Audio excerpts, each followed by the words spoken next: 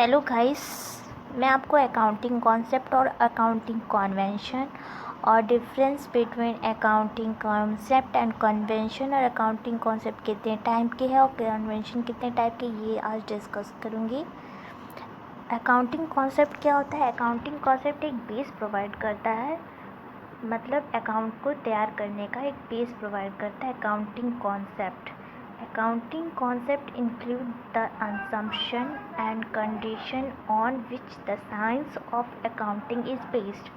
Accounting concept जो होता है जो एक रूल बेस्ड होता है, मतलब हम एक रूल प्रोवाइड करता है, इसमें बायसनेस नहीं इन्वॉल्व हो सकती।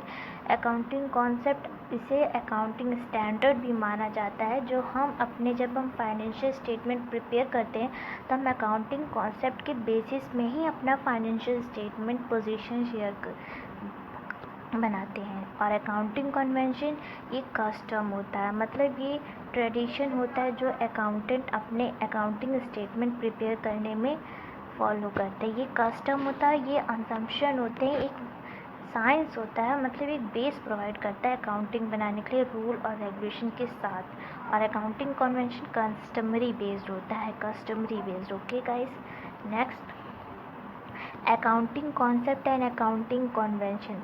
अकाउंटिंग कॉन्सेप्ट मीन्स क्या होता है? मीनिंग इसकी refers to the rule of accounting which are to be followed by recording a business transaction and preparing a final account। जब हम फाइनल अकाउंट प्रिपेयर कर रहे हैं तो हम एक रूल के अकॉर्डिंग फॉलो करते हैं अपनी बिजनेस ट्रांजैक्शन को रिकॉर्ड करने के लिए फाइनेंशियल स्टेटमेंट में। ये एक रूल होता है जो इसके बेसिस में हम अपना अकाउंटिंग स्टेटमेंट तैयार करते हैं, फाइनल स्टेटमेंट या फाइनल अकाउंट। ओके, और अकाउंटिंग कन्वेंशन क्या होता है? इम्प्लाई द कस्टम और practice that are widely accepted by accounting bodies. ये एक कस्टम और एक प्रैक्टिस है जो बहुत ही सालों से अकाउंटेंट लोग अपने बेसिस में कुछ भी अच्छे से मतलब यूज़ करते हैं। Accounting accepted by the bodies adopted by the firm to work as a guide in the preparation of final accounts. और ये क्या होता है? एक ये थ्योरेटिकल नोटेशन होता है। What is it? Accounting concept is a theoretical notation होता है, थ्योरी।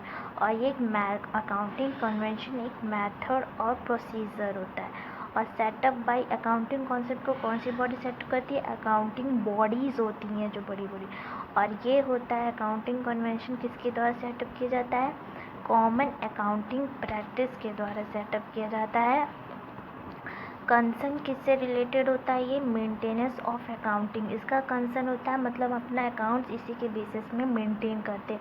और इसका कन्वेंशन होता है हम इसके बेसिस में अपना फाइनेंशियल स्टेटमेंट मेंटेन करते हैं। बायसनेस अकाउंटिंग कॉन्सेप्ट में बायसनेस पॉसिबल नहीं होती है और अकाउंटिंग कन्वेंशन में बायसनेस पॉसिबल होती है गाइस। और ये अब ये है टाइप्स के कितने प्रकार के अकाउंटिंग प्रिंसिपल के कॉन्सेप्ट के अंदर टाइप्स आते हैं।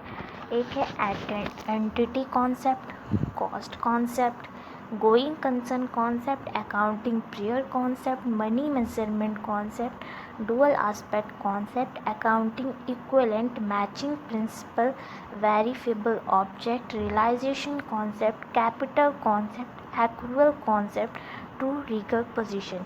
इतने टाइप्स है कॉन्सेप्ट के, अकाउंटिंग कॉन्सेप्ट है। अब अकाउंटिंग कन्वेंशन 4 टाइप्स के होते हैं: disclosure convention, maternity convention, consistency convention, conservation convention. Thank you guys, well